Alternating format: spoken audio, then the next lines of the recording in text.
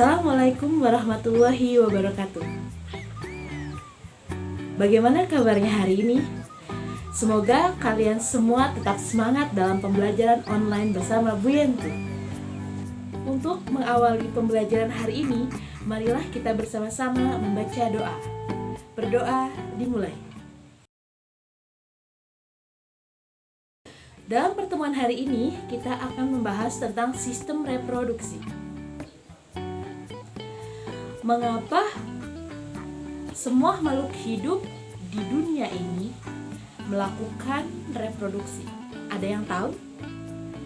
Ya, semua makhluk hidup di dunia ini pasti bereproduksi. Reproduksi merupakan suatu hal yang sangat penting bagi kehidupan manusia. Semua makhluk hidup di bumi ini melakukan reproduksi atau berkembang biak. Tumbuhan, hewan, dan manusia melakukan reproduksi untuk mencegah suatu spesies atau organisme mengalami kepunahan dan meneruskan keturunannya atau membuat kehidupan baru dari diri mereka sendiri. Bagaimana jika suatu makhluk hidup tidak mengalami reproduksi atau tidak berkembang biak? Ya, pasti makhluk hidup tersebut tidak ada yang meneruskan keturunannya, atau bisa jadi dia mengalami kepunahan. Selanjutnya, kita akan membahas tentang pembelahan sel pada makhluk hidup. Sel adalah satuan unit terkecil makhluk hidup yang merupakan dasar penyusun kehidupan. Ada 3 macam pembelahan sel. Yang pertama, amitosis. Yang kedua, mitosis. Dan yang ketiga adalah meiosis. Amitosis terjadi pada organisme bersel satu atau uniseluler, dan pembelahan selnya secara langsung. Contohnya pada amuba, paramecium, dan alga biru. Mitosis. Mitosis terjadi pada sel tubuh atau sel somatik, berlangsung melalui beberapa tahapan, yaitu profase, metafase, anafase, dan telofase. Profase. Pada fase ini mengalami penebalan dan pemendekan kromatin menjadi kromosom. Kemudian tahap selanjutnya adalah metafase. Pada fase ini benang-benang kromatin berderet di garis ekuator. Kemudian fase yang ketiga adalah anafase.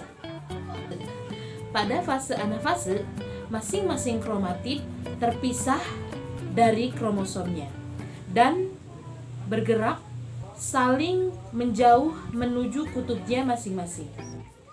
Fase yang terakhir adalah fase telofase.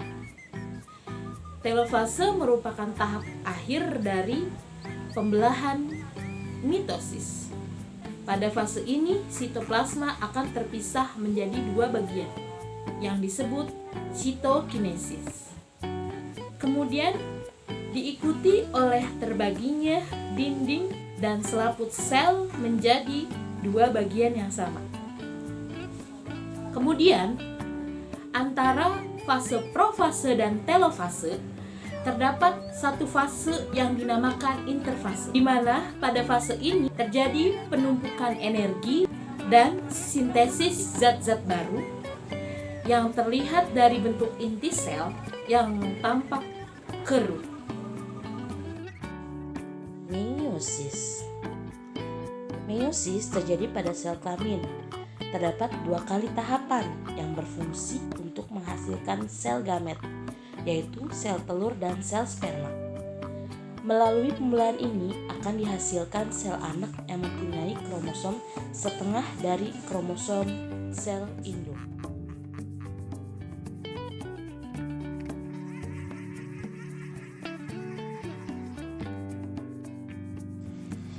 Inilah contoh gambar pembelahan sel meiosis, yaitu ada tahap profase 1, metafase 1, anafase 1, telofase 1.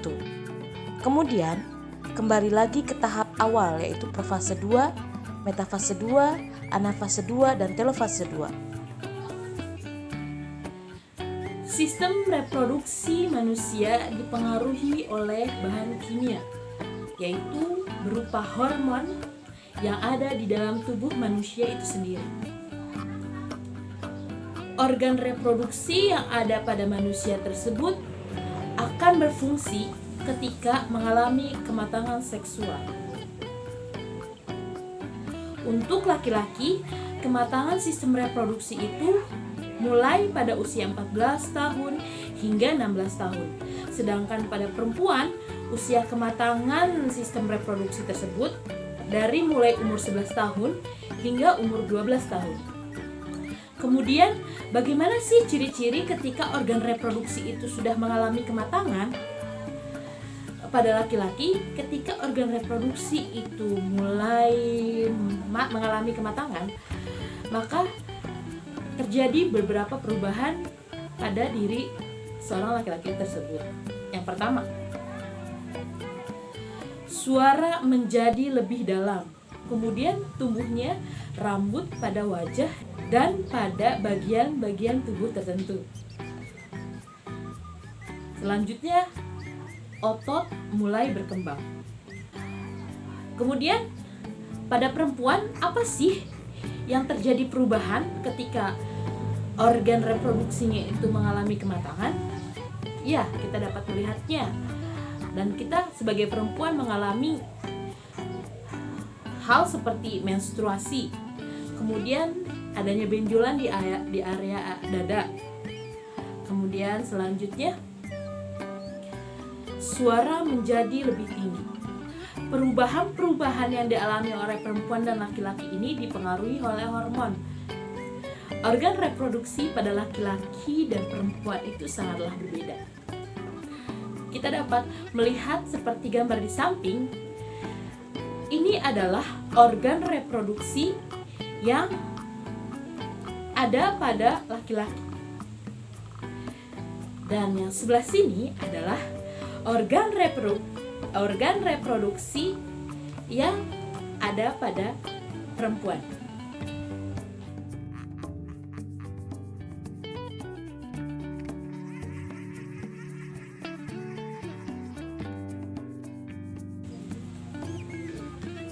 Cukup sekian pembahasan hari ini. Semoga bermanfaat untuk kalian semua dan tetap semangat, tetap berusaha walaupun kita jauh, tapi semoga tetap di hati. Wassalamualaikum warahmatullahi wabarakatuh.